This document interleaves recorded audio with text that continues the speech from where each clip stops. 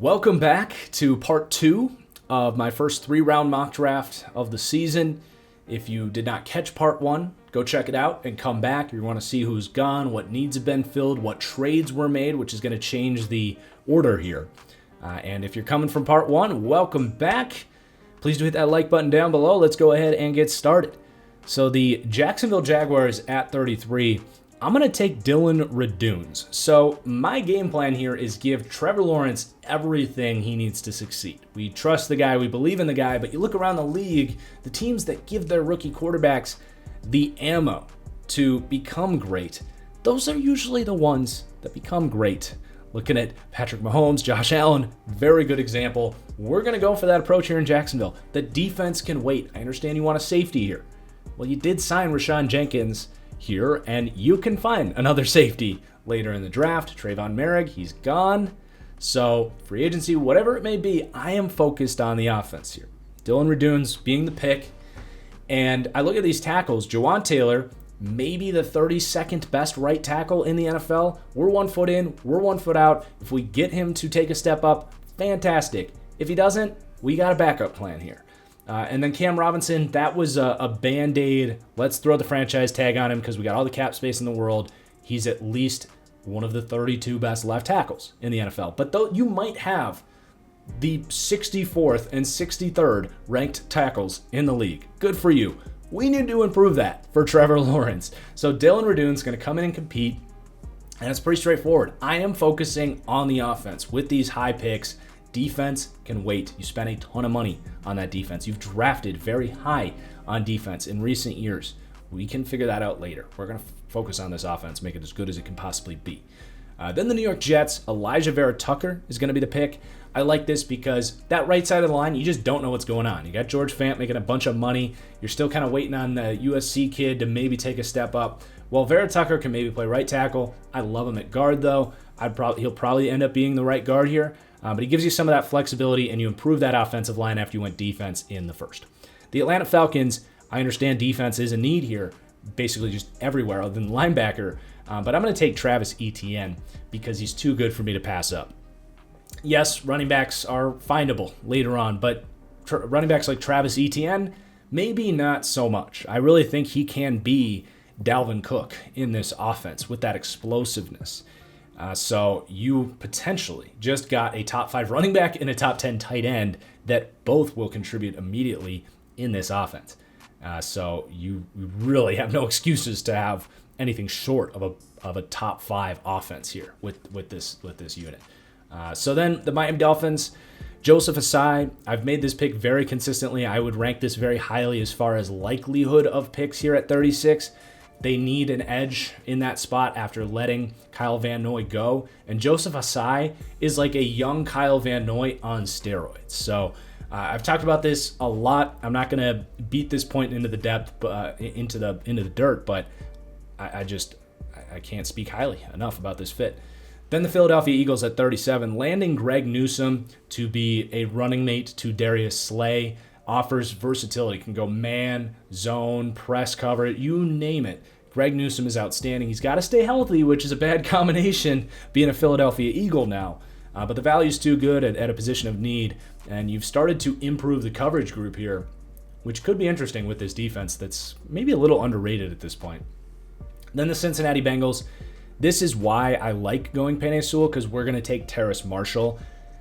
And he's got that chemistry with Joe Burrow. He can potentially develop into a true number 1 perimeter player. You got T. Higgins to be your number 2. You have Tyler Boyd to be the slot.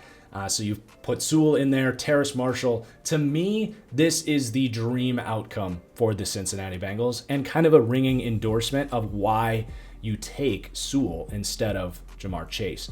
Then the Carolina Panthers are going to go with Rondale Moore. Literally just copy and paste everything you asked Curtis Samuel to do for Rondale Moore and elevate the athleticism. So, we are giving Sam Darnold so much help. We gave him a tackle. We're now giving him a receiver. We're going to have another pick coming up soon. When I look back on this mock draft, and we got a long ways to go, Carolina was the one team I was like, that's how you do it. So we'll continue to bring that point along. Then the Denver Broncos at pick 40. I've talked about how good this roster is. Really, linebacker being the one point where I'm like, that's the spot we'd probably draft here, but I like a lot of the players here. I also think Zaven Collins, maybe not the kind of guy they're looking for from that like rangy cover dude that they like to have in this Fangio defense. Not to mention maybe slightly redundant with Alexander Johnson as that bigger bodied guy.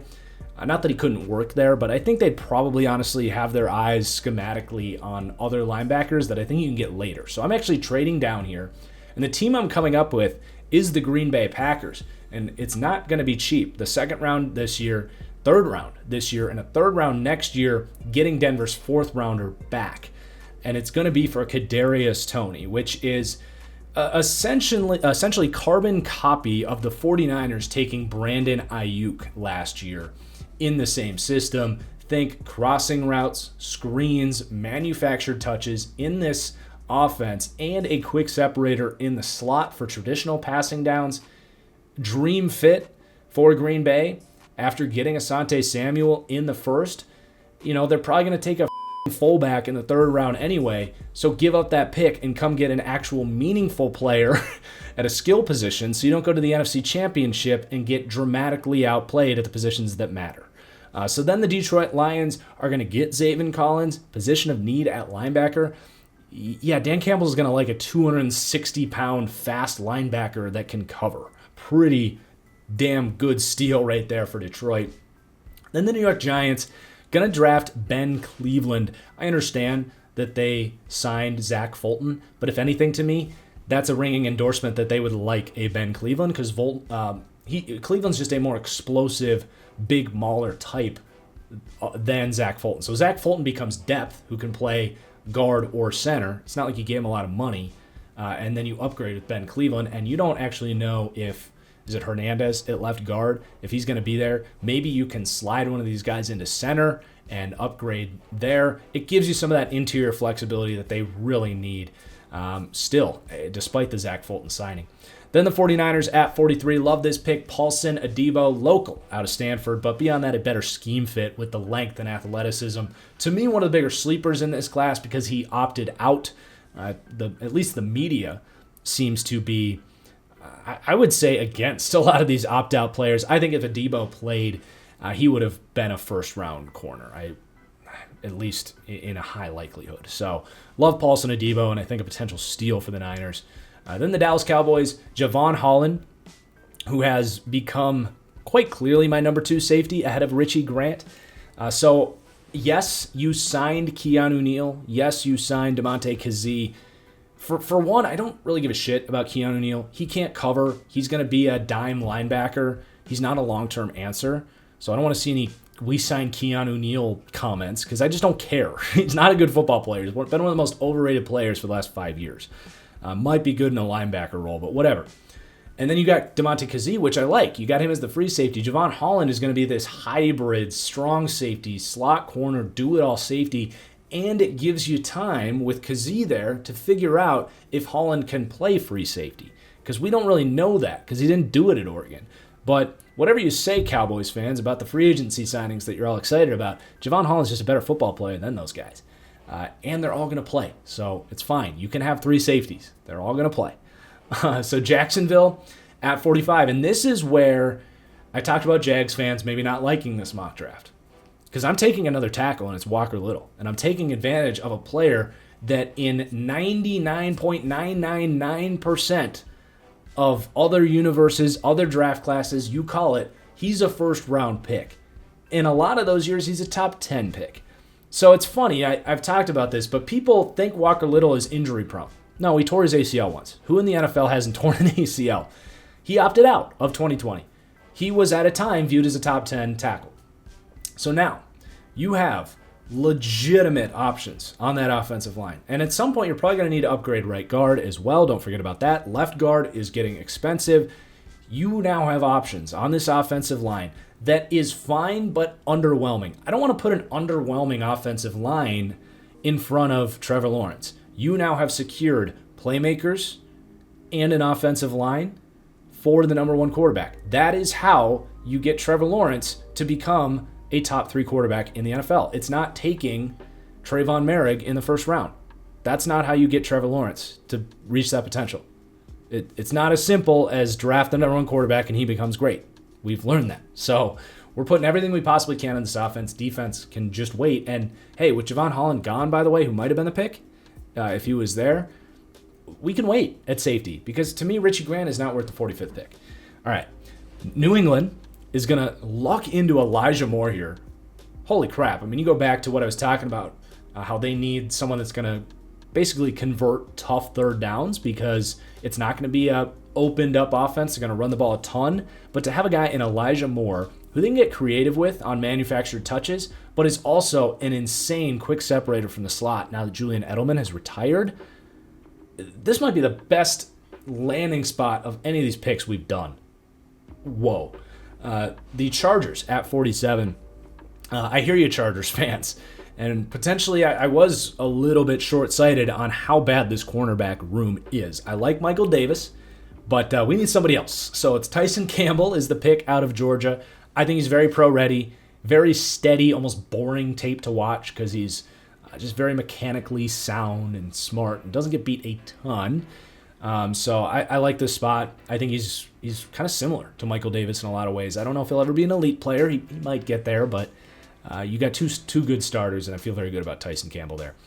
Then the Raiders are up, and after, for some reason, releasing Maurice Hurst, it's going to be Levi Onwuzurike. This interior defensive line makes me want to puke, and after Levi, I'm still puking, but it's maybe a slighter, like smaller, more manageable vomit. Then the Carolina Panthers at 49. One of my favorite players in this class, Quinn Miners, coming off the board. Same thing with Carolina. Finally, giving Sam Darnold some damn help. So we gave him a tackle. We gave him Rondale Moore. He's already got two good receivers. And now we're giving him an upgrade at guard because, again, this is what I would do mock draft. For some reason, this front office likes Pat Elflein and Cam whatever, the guy that's been on 17 different teams and has never been good on any of them, the guy that they signed to play guard. Quinn Miner's going to start at one of those guard positions, and all of a sudden this offensive line looks really good with one of the better receiving cores, and Sam Darnold, you can actually find out if he's good in Carolina. Again, the defense, it can wait. We got to figure out the quarterback here. So Miami at pick 50, Javonte Williams. I'm just going to gloss over that. I mean, Miami in the second round, I will be not surprised, but let's just say you heard it here first if they go Joseph Asai and Javonte Williams, because it just really adds up and stacks up as far as what they need. Washington at pick 51, Jamin Davis. I would love to see what Ron Rivera can do with this freaky linebacker out of Kentucky. It's a big need as well, so love that spot. Chicago Bears at 52 was, again, a tough spot. They're a tough team to mock draft for. But Bears fans probably wanted a tackle in the first. Well, this is why we waited. We're going to take Jalen Mayfield, who is very comparable in talent to the guys we would have been taking at 21 after those top, or at 20 after those top five guys went. He could also be a guard. There's some question marks about the right guard spot there as well. Tennessee, Brevin Jordan, plug and play. Jonnu Smith comp right there. Although I do now have him compared to Gerald Everett instead. Maybe not quite as athletic as Jonnu Smith, but same exact role. Then the Indianapolis Colts at 54. I know that left tackle is a problem right now. Free agency might still be an option for the Colts, like after the draft. Maybe you talk to an Eric Fisher or something like that. But the value is just not there for me at tackle right now after Jalen Mayfield just went. Like you're looking at like an Alex Leatherwood or a Raw Project. But with Diami Brown there, it's got to be the pick. T.Y. Hilton back on a one-year deal. You have Carson Wentz there now who's going to be able to really push that thing down the field. And even with T.Y. Hilton, he might not even be a dominant vertical threat at this point. He might be on that regression stage of his career. Diami Brown, such a fun fit here with Pittman. You hope Paris Campbell can stay healthy in the slot. Excellent fit, and opening up that offense a little bit, getting some more dynamism in there to steal from the PFF podcast. Pittsburgh, interesting pick here. I sat on this for a while. I milked this clock down to 0, if you will. But Spencer Brown, the pick out of Northern Iowa. Freak athlete, 6'8", one of the most athletic tackles in this class. And you could have gone with one of these more hybrid, guard tackle types like a Jackson Carman, Alex Leatherwood. It could work, but I actually like the interior group there. Dotson was nice. You got DeCastro. And Spencer Brown, to me, actually gives you upside at tackle. They had Alejandro Villanueva there. Spencer Brown kind of looks like him, 6'8", lengthy, athletic dude.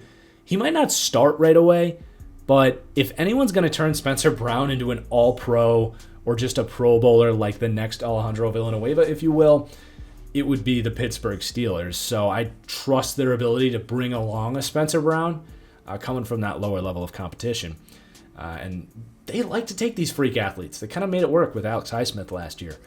Seattle taking Eric Stokes, lengthy corner, good zone instincts, not dissimilar, by the way, from Shaquille Griffin. Shaquille Griffin.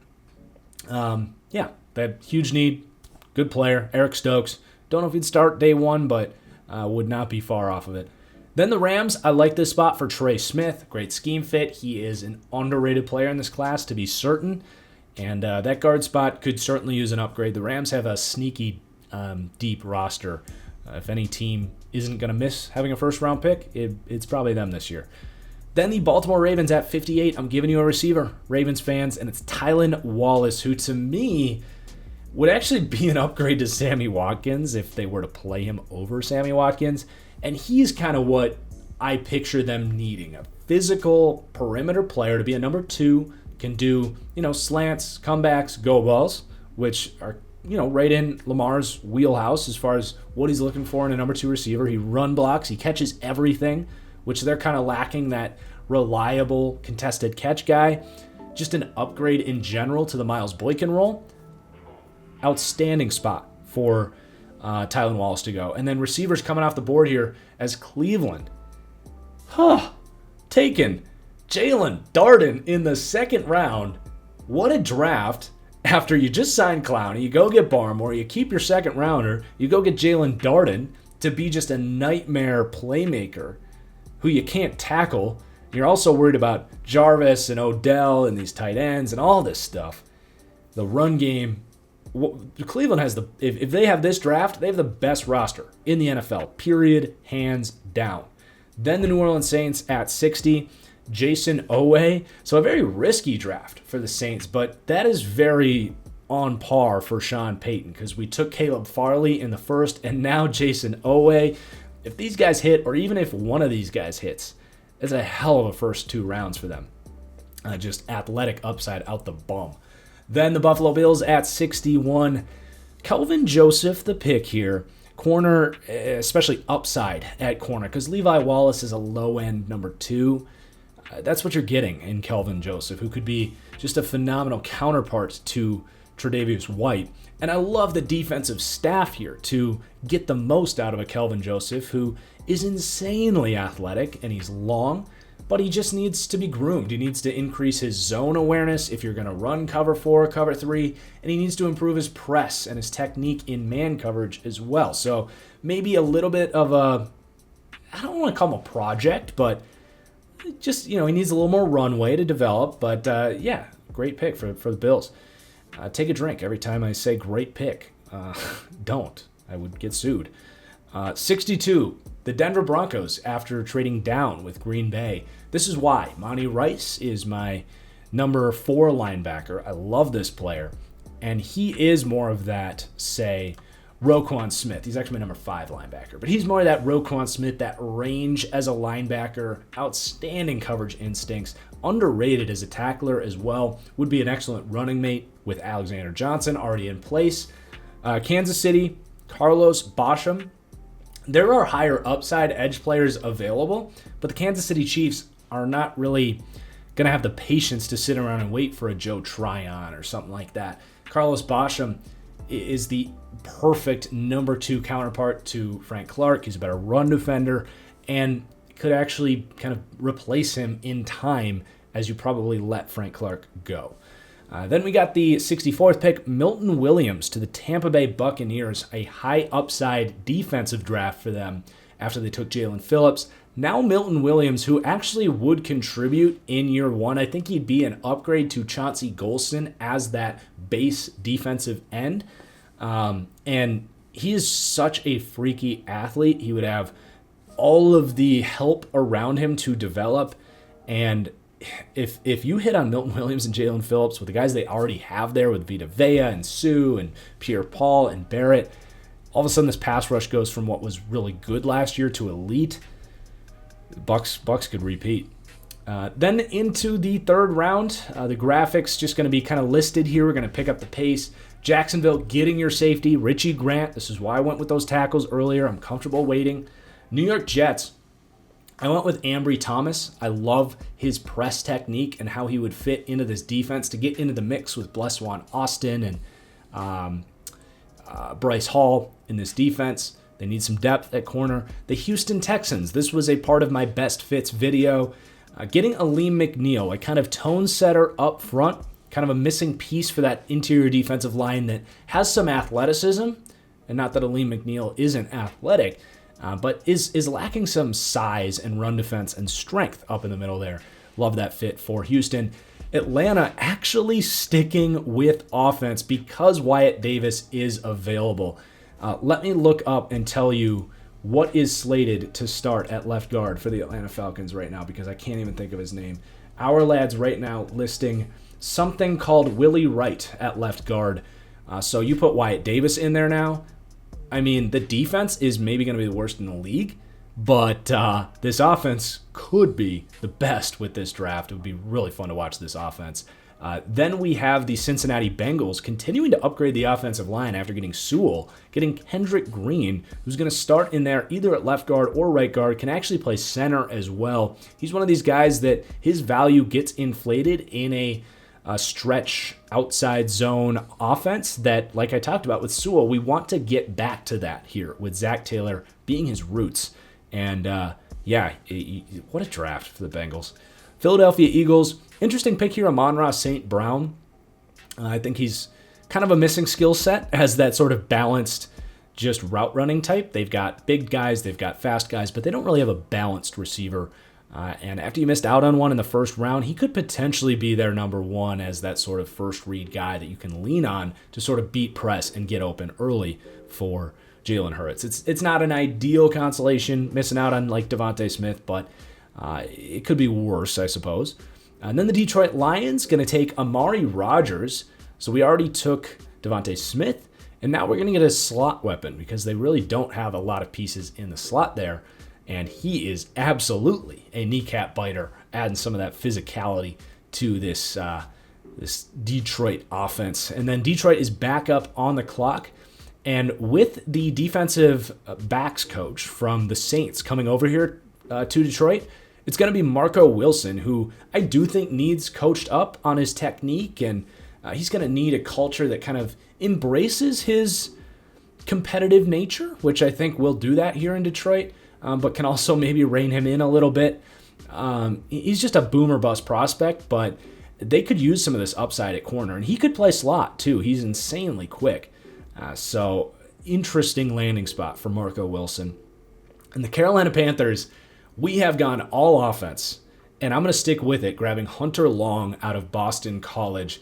They desperately need an upgrade at tight end. This gives Sam Darnold a little more of a red zone presence. They don't have a lot of size with this receiving core, but this, when you get into those tight areas, just a kind of bailout option on 3rd and 3 to just kind of put it in a spot where he can just stretch those long arms out and go get it. Definitely another missing piece for this offense. And just go back and look at these picks and tell me you wouldn't enjoy watching this Panthers offense run by Sam Darnold. Holy crap. Then the Washington football team, going to take Jackson Carman. Gives you some flexibility on this offensive line, specifically looking at the left side there, as you've got some veterans kind of stabilizing that left side, but I think he could start at left tackle or at left guard sooner rather than later. I don't think that Wes Schweitzer is a long-term answer at left guard. He had a good year last year, but I think Jackson Carman at left guard here would be an upgrade to this offensive line. That's fine, but in the 3rd round, if you can do that, you do it.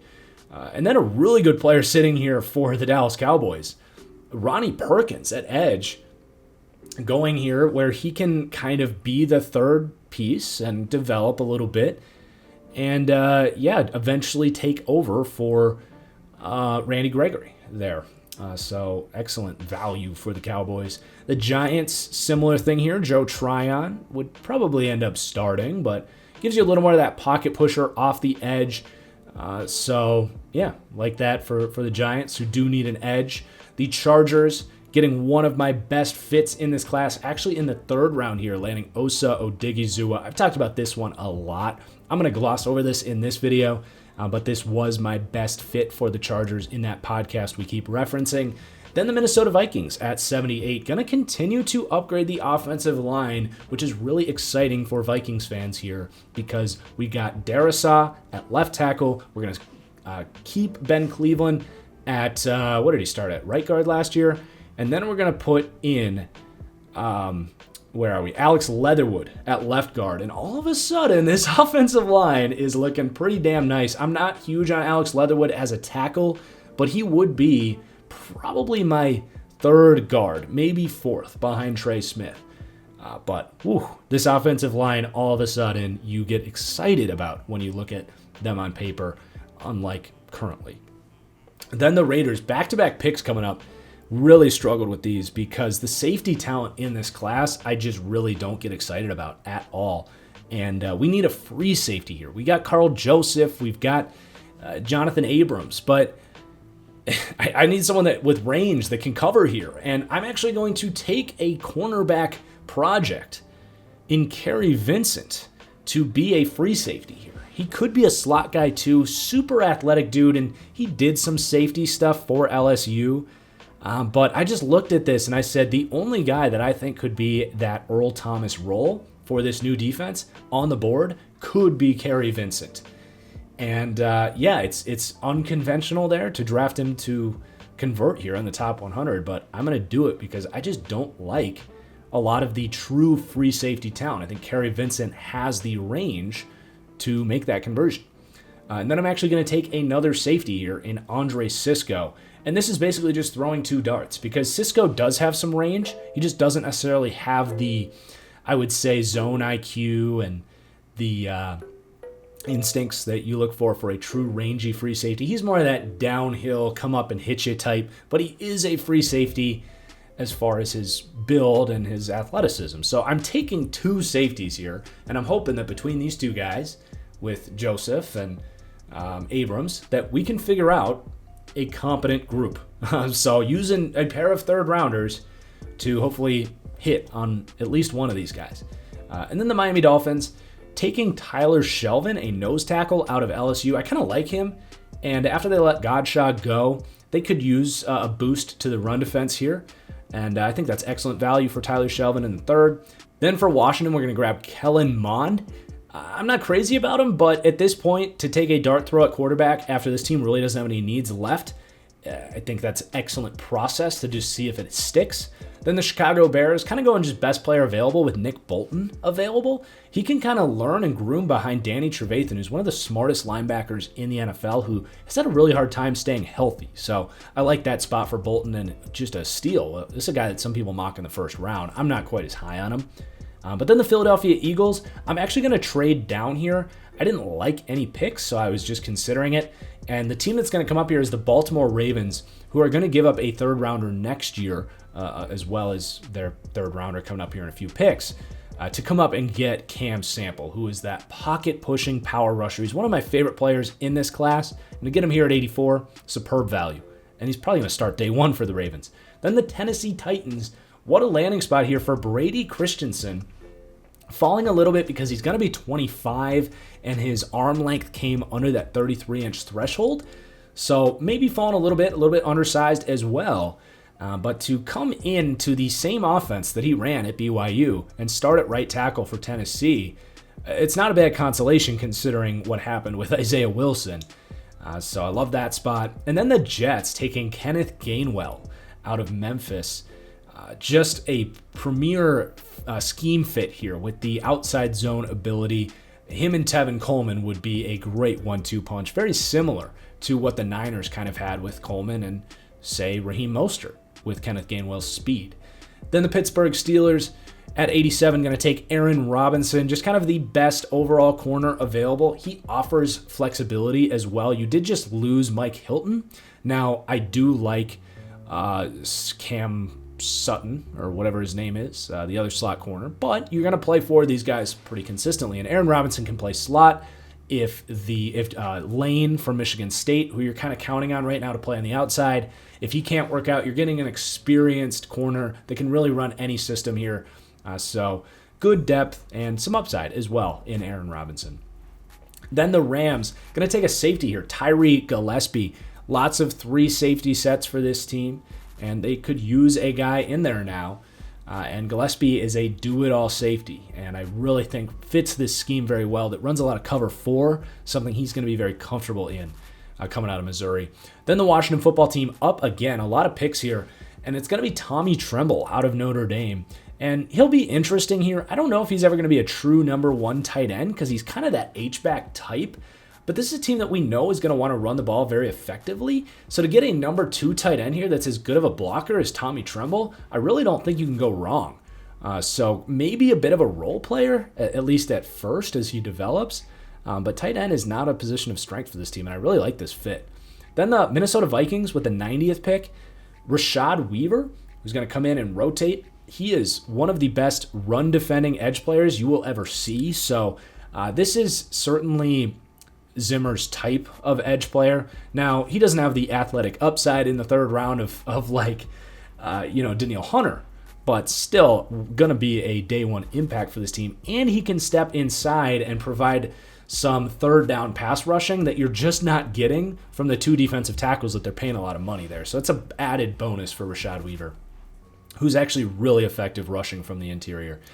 So the Cleveland Browns at 91, call it a luxury pick here, but Dylan Moses gives you a little more leadership. They've got a lot of bodies in there, but I don't know. This just kind of seemed like an appropriate risk to take for Cleveland. He's a guy that played pretty banged up, a guy that was at one point viewed as a 1st-round prospect. So just kind of taking a risk here that he can get back a little bit. If nothing else, he can be a secure Mike and a leader of that defense in the middle and let some of these other guys thrive in coverage. So I like that spot for Dylan Moses. The Denver Broncos at pick 92, which is from the Green Bay Packers, going to grab an offensive lineman with upside and versatility. Deontay Smith could be tackle or guard here. The offensive line's in pretty good shape, but Jawan Jennings, I believe it is, their right tackle, just has not been able to stay healthy for like the last 3 years. He did opt out last year, but even going back before that, he just hasn't been available. So you get some depth at tackle because you do have Moody as interior depth, but I just think a 6th man for this offensive line is a very valuable asset, and he has developmental upside as well. You could eventually let Jennings go. Then you have the Buffalo Bills. You're not always drafting need in the 3rd round. This is when you start to think about sustainability and depth and developmental guys to replace your veterans, and that's Caden Stearns out of Texas for the Buffalo Bills. He is a pretty raw, high-end athlete out of Texas. I didn't think he played up to that 4.4 speed that he ran at his combine, but both of your safeties here are getting up there in age. You're going to have to pay Josh Allen soon. You might need to make some difficult decisions there. So Caden Stearns gives you some flexibility in the future and a 3rd safety that could contribute. So then the Kansas City Chiefs, Tamorrion Terry here in the 3rd round. Woo, they need a vertical presence. They need a bigger bodied receiver as well. A receiver is kind of an underrated need for the Kansas City Chiefs. So to get that athleticism, he would have a very good chance of working out with Patrick Mahomes. Then the Tampa Bay Buccaneers continuing to go with sort of sustainability and long-term planning in the trenches, which I do think it's not a weakness for the Bucs, but as I look into the future a little bit, it does get a little iffy with guys aging and certain contracts maybe going to be on the way out. So Larry Borum is the pick. Really explosive big guy who could be a guard. He could actually start at right guard if Alex Kappa doesn't take a step up as well. But I do like his potential as a long-term left tackle eventually as well. So just kind of depth, a swingman, a 6th guy there. They had some injuries, so just gives you flexibility and planning for the future. New England, a luxury pick here in a lot of ways, taking Baron Browning. So he would be kind of a Mike here, but a similar prospect to Jamie Collins coming out, can kind of groom him next to Dante Hightower there to kind of be in that role. Then the Chargers taking Seth Williams to get a little long-term planning for Mike Williams. Very similar Williams players, kind of that number 2 option, jump ball, go get it guy. And I don't think they're going to necessarily keep Mike Williams with the contract situations going on there. So good long-term planning. The New Orleans Saints getting another receiver here, Dwayne Eskridge, would be a nice compliment as a vertical presence there. We know Jameis is going to want to launch that thing deep. They don't really have that guy at this point in time. He also could start in the slot where they don't have a lot of guys. So nice piece for that offense. And a day 1 contributor as a 24-year-old guy coming out of Western Michigan. The Dallas Cowboys, we're going to buy some insurance on the interior there. Could actually even start at center depending how you feel about Tyler Biadasz. But Josh Myers, just like I said, gives you insurance and a potential starter at center. Then the Tennessee Titans, what a steal in the 3rd round getting Elijah Molden. Just no one truly looking for a slot corner, so maybe slipping just a little bit. But Tennessee, definitely looking for a slot corner. He fits the scheme there really well as well. He's good in man coverage, probably better, honestly, than the Iowa Desmond King was for them as more of a zone slot corner. But Elijah Molden, phenomenal steal for the Titans. What a draft for them. Detroit Lions going to take some defensive tackle depth and a potential starter in Jay Tufele. Has some pass rushing upside, would be a nice piece there with a rotation. Then the San Francisco 49ers are going to go with Hamza Nasir-El-Din. So you have Jaquiski Tart there. He's fine. But we know that contract situations there in San Francisco are getting tight. Final year of his contract there. So give him a year to kind of grow, and he would rotate around, maybe play some weak side linebacker and stuff. But I do think eventually has the speed to be a full-time strong safety with rare size. So kind of a nice spot for him to sit and grow and reach his upside down the road. The Rams going to go interior defensive line depth. Davion Nixon, I don't think he's a star, but I think he's a DT3 who's going to defend the run very well on early downs. They are letting Brockers go, so basically put Davion Nixon right into that role. I think he can be a day 1 contributor. Philadelphia Eagles, after trading down here, we're going to take our Darius Washington, just a versatile defensive back. You've had a hard time getting Rodney McLeod to stay healthy, so our Darius Washington could potentially get ready to take over from McLeod, who's getting up there in age. You don't know if Anthony Harris is going to be there forever, and maybe our Darius Washington is actually a better slot corner than Avonte Maddox. So there's a lot of flexibility there. He's going to play, but it also gives you really nice long-term planning and upside.